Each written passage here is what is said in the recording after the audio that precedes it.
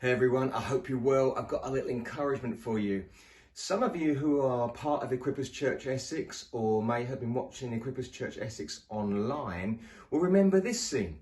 About a year ago, this was what church looked like. We used to put out our services from a front room, my preaching, even the worship was done. But we've learned, evolved and created a great environment with a studio set and great lighting and better sound and all those things we've learned along the way.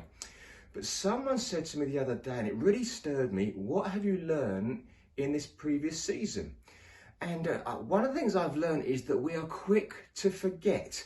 You know, we have already forgotten that I used to do this in the front room, and then we've moved to a great studio setting, and now we're meeting in person, which is even better.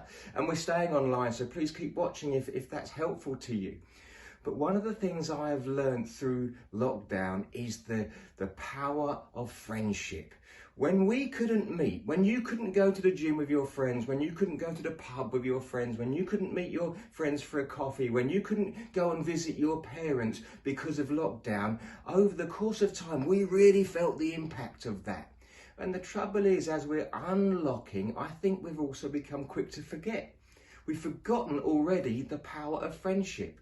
And so my encouragement to you today is to remember the lessons of the previous season. And as we unlock even more, remember the power of friendship.